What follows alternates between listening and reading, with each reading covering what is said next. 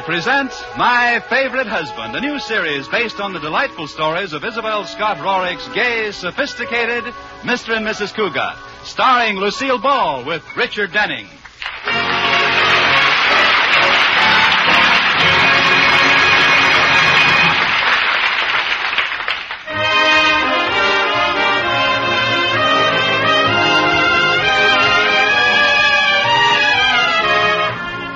The Cugats, Liz, busy young matron, and George, busy young fifth vice president of the bank, are one of the few couples we know who live together and like it. Let's look in on them now as Liz waits for George to come down to breakfast. Oh, Katie. Yes, Mrs. Cugat, what is it? Katie, you don't have to serve breakfast this morning. I'll serve Mr. Cugat myself. Oh, don't you feel well, Mrs. Cugat? Yes, but there's a special little favor I want from him, and if he thinks I cooked the breakfast, it might put him in a better frame of mind. Well, if he thinks you cooked it, Mrs. Cugat, I don't think he'll eat it. Well, fix something real nice, like scrambled eggs. I'll make a nice omelet. Oh, you can always get around a man with food. I used to get anything I wanted from my first husband, Clarence. I just cook him an omelet and put in a whole bottle of Tabasco sauce. A whole bottle? Uh-huh. And I wouldn't give him a glass of water till he said yes. Well, just leave out the Tabasco. I've done everything to keep George in a nice frame of mind this morning. All right. Liz! Hey, Liz, where are my clothes? I can't find them anywhere. They're all there, George. I hung them up. Well, what did you do that for? I had them all neatly laid out on the floor where I could find them. Hello? Oh, hello, Anne. Lunch? How can you think of it? Aren't you going to the tryouts for the play? The Young Matrons League. It's in the paper this morning. On the society page, I just put it in front of George's place at the table. And you know what, Anne? Anatole Brodny is going to be in the audience on opening night. Yes, the famous Hollywood director. He used to live in town here. Oh, I hope George will let me try out. Oh, here he comes. I'll call you later, Anne. Good morning, dear. Good morning, there. Well, what's for breakfast? Katie! I told Katie to work around the house. Are you cooking breakfast? Well, you're my favorite husband. Okay. What do you want from me, Liz? Me? Want? Mrs. Cugat, can I see you a minute? What is it, Katie? Something wrong? Go right ahead, Katie. Tell me. I have nothing to keep from Mr. Cugat. Breakfast won't be ready for a while because the omelet you were cooking spoiled and you had to make another one. Thank you, Katie. I hope you didn't put too much salt in it, Liz. Don't be funny. Hey, why don't you read your paper, George? You mean you let me? Certainly, dear. See, it's all set for you. All you have to do is read. Oh, who opened this paper to the society page? Now, you could do worse than read the society page. There's some very interesting things there. There are? Mm-hmm. Oh, let's see. Well, I should say. Just look at this. At a late afternoon ceremony, Deborah Ann Rasmussen became the bride of Arthur Sponduli Cranfeather, Jr. Why don't you read something else, dear? No, this is exciting. The bride wore a bouffant gown of white chantilly lace, and her head was covered by a lace cap from which fell a large veil. That's veil.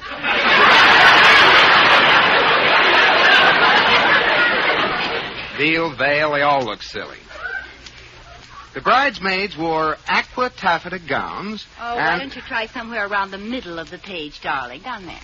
Oh, yes, here. Overheard at tea. People wouldn't be so incompatible if the men had more income and the girls were more patable. Oh, that's very good. Here, give me the paper. I'll see if I can find something. Oh, now, wait a minute, dear wife. What's all this interest in the society page? Oh, Young Matrons League to present annual play. Oh, really? I didn't see that. There's one thing I can't understand. It's why a bunch of respectable married women want to get up on a stage and make jackasses out of themselves. I don't see anything wrong with it. They don't make jackasses out of themselves. Oh, come now, Liz. You know they do. You didn't feel this way last year. You let me be in the play. That's what started me feeling this way. Oh, you think I'm a jackass? I didn't say that. Well, you implied it. Didn't you?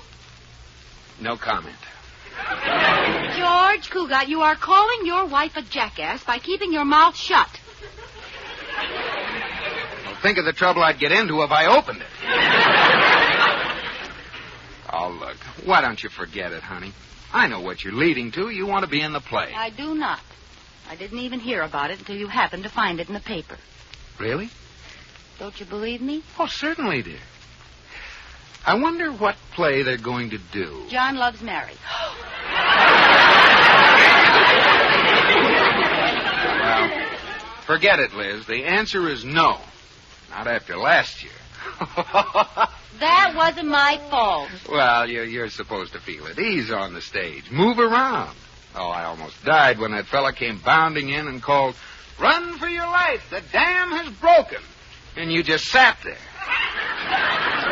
Well, I know how you felt. I've had stage fright, too. I didn't have stage fright. Well, then why didn't you get up when the dam broke? Because when I sat down, a strap broke. Now, I'll tell you something else, George Cugat. There's going to be a famous Hollywood director in the audience on opening night, and I'll bet you if he sees me, he'll offer me a contract. Oh, Liz, stop it. You're talking like a child. Come on, we'll make a bet. How much? Oh, no, you don't. This is just a trick, so I'll let you be in the play. Well, I have to go to the office, dear. Sorry, I had to deprive you of a Hollywood career. Very funny. What has Betty Grable got that I haven't got? Or Lana Turner? Nothing, dear. In fact, you have something they haven't got. I have what? Me. Well, see you later, dear. If you want me, I'll be at the bank.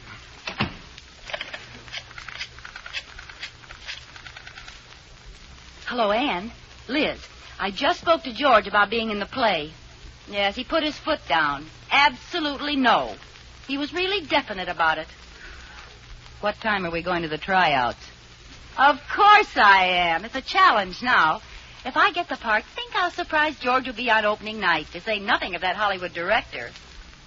Who, me? Don't be silly. A Hollywood contract is the last thing in the world I want. I'd just like to show George I could get one if I wanted to. Goodbye, Anne. I'll get the door, Mrs. Cugat. I know that horn. It's Mr. Cartwright. Good old Corey. Gee, I'm glad he dropped by. What does Mr. Cartwright do for a living, Mrs. Cugat? Oh, nothing, Katie. He's just a very eligible bachelor. Well, from what I gather, he chases women for a living. Now, that's not exactly fair, Katie. Women chase him for a living. Only none of them have caught him as yet. Well, I'll let him in. Greetings, dear. Heaven's gift to unmarried young America is here. Corey Cartwright, am I glad you dropped by. I want you to help me with something. You know me, Liz. Anything up to murder. And for you, I may go a step farther. Who do you want me to rub out? I mean, or should I say, whom do you want me to rub out? You're never serious, are you? You'll get married someday. By the way, how's your new girlfriend? Which one? That little redhead. Which one? Her name was Mary. Which one? What was your last name? What a life you must lead. If I remember, it was Johnson. Mary Johnson. Well, she hasn't called me in ages. I've got her name in my book. Yes. Here it is. Mary Johnson, R-H-R-W. Would you mind decoding that for me? Not at all. R-H, that means redhead. What's the other R for? Real. And the W is my kissing guide. Oh, I get it. Won't, huh? No. Will? No. Wow. You know, you've got more on your girls than the FBI has. Next thing, you'll be giving them a loyalty check. Oh, enough about me and Amour. No, now, wait a minute. If you had my name in your book, what would it say? I have. Oh. Here. Oh, let's see. Liz Cugat. R-H-R-W? Keep going. W-I-W-G. Holy cow, what does that mean? Wish I were George. Oh, that's sweet, Corey. You're such a good friend. Now, what was on your pretty mind when I came in? Corey, George doesn't want me to be in the play the young matrons are putting on, but I want to get a part and show him I can act. Now, if I get a part, will you see that George is out somewhere on the nights I have to go to rehearsals? Sure, it'll be worth it to see the look on his face opening night. Gee, thanks, Corey. Now I have to rush right down to the tryout. Oh, me too. I'm picking up George, and we're having lunch with Anatole Brodny. Well, don't tell him you were here or say anything about... Who'd you say you were having lunch with? Whom? All right, whom is eating lunch with you? Anatole Brodny. He's an old college chum of ours who made good out in Hollywood. You know, I never thought he'd have what it takes. He was a real goof. Maybe that's what it takes. Listen, Corey, try to get George to bring him to the house, will you? If I can make an impression on him in my own home, it'll be half the battle. Well, I'll try, but I don't think George will go for it. Well, then you bring him. Promise me you'll try. Okay, promise. Thanks, Corey. You're a real pal.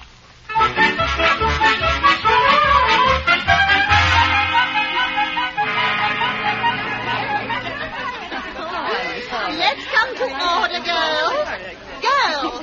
Girls, to order. I'd like you to meet the director of our little show. Miss Worthinghill from the drama department of Sixley College.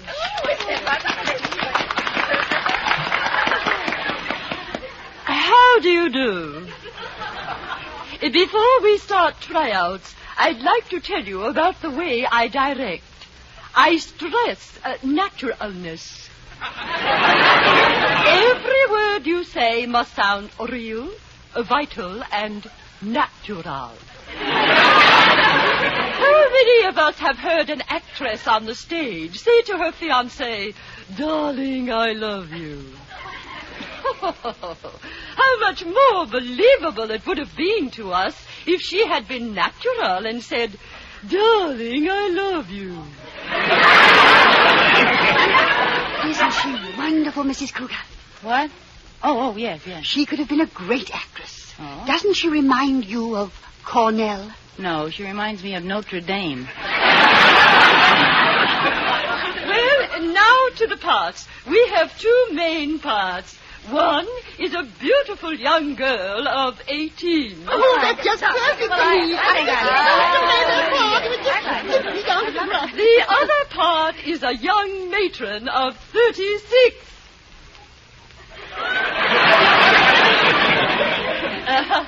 This is the main part. Oh, well, I'll try it. But I'll have to be a pretty good actress to portray anyone that old. Good. Let me look at you. Oh, my dear, you're just the type. Well, you don't have to get nasty about it. Now then, here is the scene I want you to read. You are crying your heart out because your lover has left you. Uh-huh. Suddenly, you hear the bark of a dog. Oh. It is his dog. He has come back. Uh-huh. You run to your lover, laughing now as hard as you were crying before. You say to him, "Hold me in your arms." Then, seeing the dog is on the sofa, you say to it, "Leave quickly. You are not supposed to be in here." Oh. Have you got it? Yes. Now then, you are crying your heart out.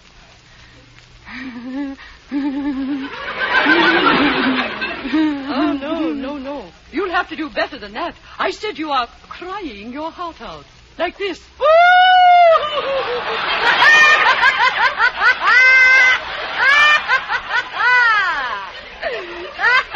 What are you laughing for? Because my lover is coming. We haven't reached that part. I was showing you how to cry. Oh, I thought that was the dog.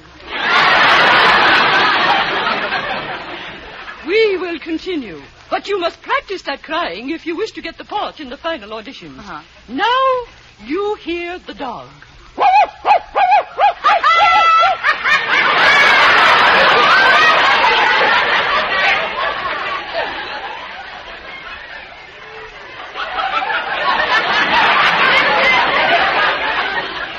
You sound like you just heard a joke. This is a laugh of hysteria, wild and abandoned. Oh, you must practice that, too. Now for your lines. Go ahead. Hold me in your arms. Leave quickly. You're not supposed to be in here. Not bad at all. A little practice, and I think you'll be a strong contender for the part. Oh, don't worry, Mrs. Worthingale. I'll practice.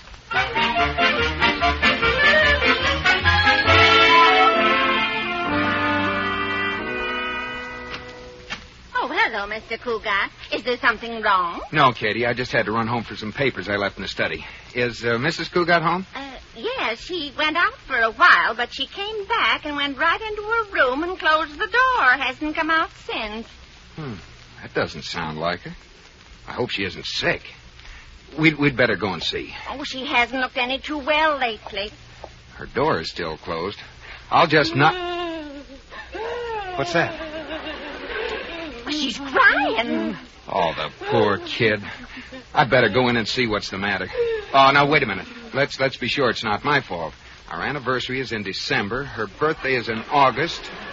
Her mother's birthday is in June. No, I'm in the clear.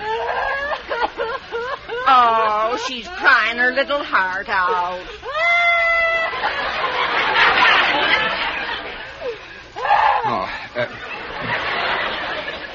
Come in with me, Katie. I get all funny when she cries.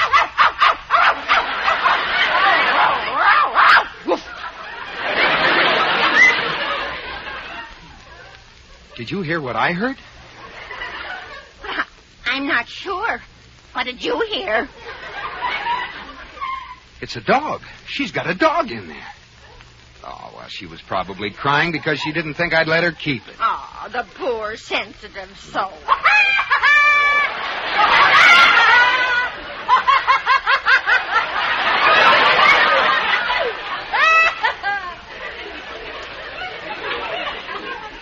Well, she's all right now. That's all it was, Katie. She's got a dog in there. Take me in your arms. I'd better go and take a look at that dog. I have some work to do. Quiet. I don't think she knows we're here. Leave quickly. You're not supposed to be here. She knows we're here. Let me in. Liz, let me in. Do you hear? Hello, George. What's new? What's new? What are you doing in here? Me? I was just sleeping. You woke me up. What's the matter with you? What are you whistling for? Nothing. Can't a fellow whistle? Well, what are you looking under the bed for? Did you lose anything? Well, I don't know yet.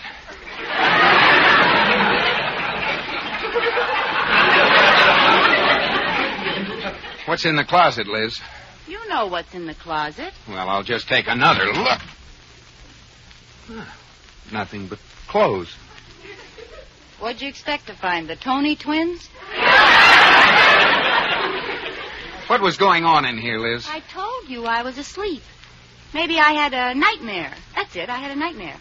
Or was it a daymare? It's daytime, isn't it? You'd better lie down again, dear. Try to get some rest. Oh, it's nothing, George. You run along. I'll be all right. Are you sure? Mm-hmm. Maybe I'd better stay home for the rest of the day. No. I'll be fine, honest. Well, all right, but I'll come home early. And don't get up. Just rest. All right, honey. Bye-bye. Katie. Yes, Mr. Cugat. I'm worried about her. I think I'll see a psychiatrist and get some advice.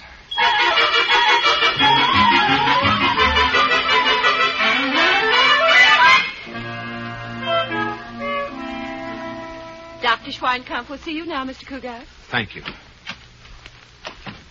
Good afternoon. Good afternoon, Doctor. My name is Cugat. I see. Lie down, Mr. Cugat. Oh, it's not for me. It's for someone else. Of course, I understand perfectly. Lie down, Mr. Cugat. But I'm serious. I came to see you about someone else. Everybody does. Lie down, Mr. Cugat. I won't lie down. Xavier. My name is George Cugat. Can't even carry a tune. Now, look, Doctor, my wife is acting strangely, and I want your advice. Certainly, Mr. Cugat. And I won't lie down. As you wish. Mr. Cugat. What? Do you mind if I lie down? No. I've always wondered what it was like. Say, it's nice here. After this, I think I lie down and let the patient sit down. Okay, pardon me, Mr. Cugat. What were you saying? It's Cugat. I want to tell you about my wife. She locks herself in her room. Oh, this is very common with married people. But you don't understand. She laughs. Then she cries. Then she barks like a dog. That's not quite so common. In fact, that sounds like a serious case of manic depressive psychosis aggravated by alternate canine insanity, prompted by a subconscious desire to put on the dog. Oh, that sounds awful. Tell me, Mr. Cugat, do you have a large income? Oh, I do moderately well. I'm 5th vice president of a bank. Oh, very interesting. Well, do you think that has an effect on my wife? No, but it will have an effect on my bill. I'll tell you what I want to do, Mr. Cugat. I don't want to alarm your wife. I'd like to see her in her home environment. Why don't you call her up and tell her you are bringing a friend home, a business acquaintance?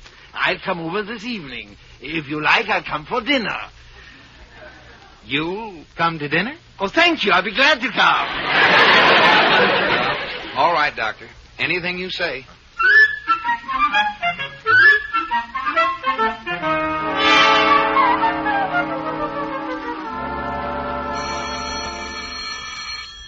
Hello? Hello, dear. How are you, honey? Oh, I'm fine. Dear, I'm bringing a friend home for dinner, an old college chum. Will it be all right? Oh, an old college chum. Well, of course, dear. What's his name? Oh, Art Jones. Oh. Well, we'll see you later, dear. All right. Bye-bye. Katie. Oh, I can see his little game. Katie. Yes, Mrs. Cugat. There'll be one extra for dinner, Katie. My husband thinks he's going to play a little trick on me. He does? Yes, he's bringing a big Hollywood director home, only he wants me to think he's somebody else. Then tomorrow he'll lord it over me and say, see, a Hollywood director in your own home, all to yourself all evening, and you didn't make any impression. That's what he thinks. No impression, eh? I'm going to make a dent.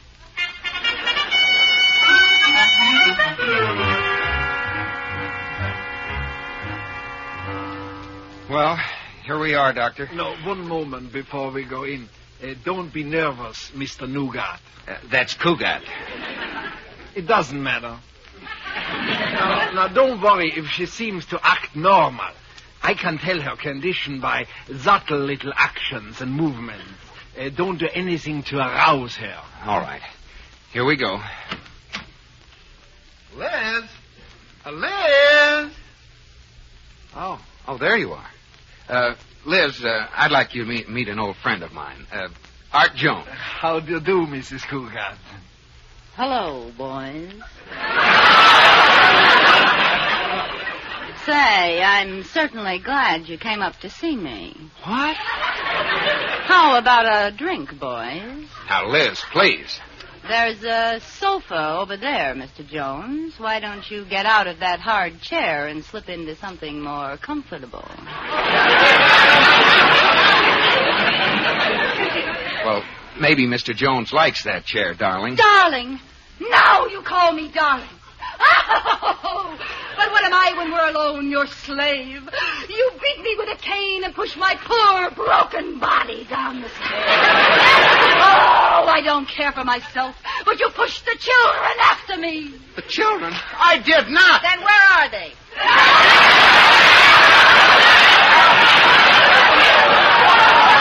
can't stand it, putting on this sham in front of your friends. I'm leaving this life of hypocrisy. Leaving, do you hear?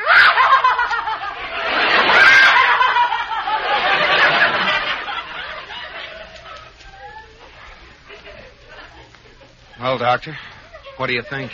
Don't speak to me, you can't!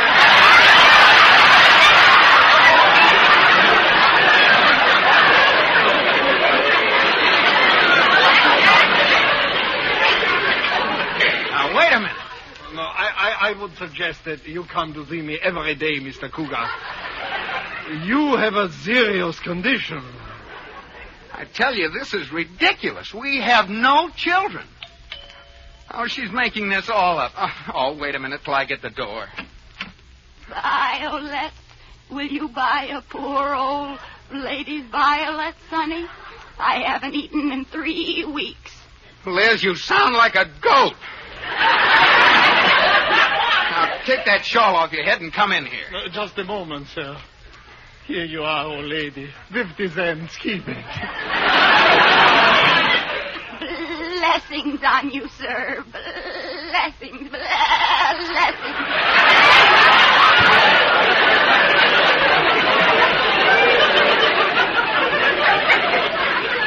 I apologize, Mr. Cugat. Now things sound different, don't they? Oh, yeah. You should both come to see me.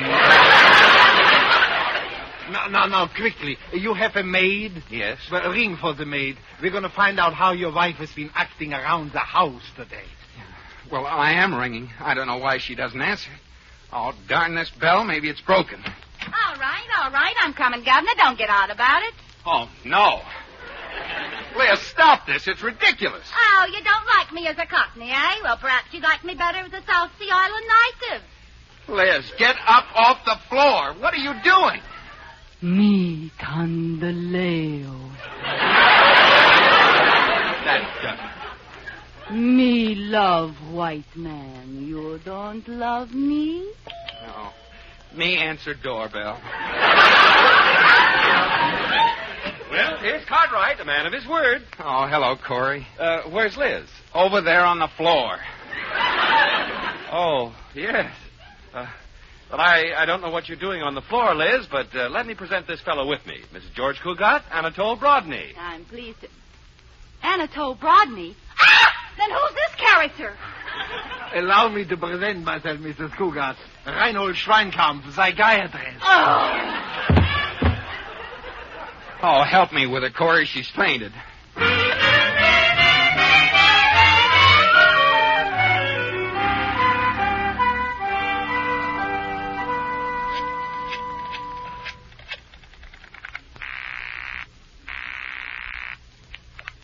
Hello? Hello. May I speak to Mrs. Cugat, please? Mrs. Cugat is upstairs resting. This is her husband. May I help you? Oh, this is Mrs. Worthingale, the director of the young matron's play. I called to tell Mrs. Cugat that she got the main part. Congratulations, Mr. Cugat. Well, I think you'd better forget about my wife for that part, Mrs. Worthingale. After the experience she had tonight, she assured me she has given up the theater for good. Oh, that's too bad. Well, goodbye, Mrs. Worthingale. Goodbye, Mr. Cugat. Mrs. Worthingale? What? Hello? This is Liz Cugat. I've been listening on the telephone upstairs in the bedroom. Oh, then you heard what your husband said. Yes, but don't pay any attention to it. I'll see you at rehearsal in the morning.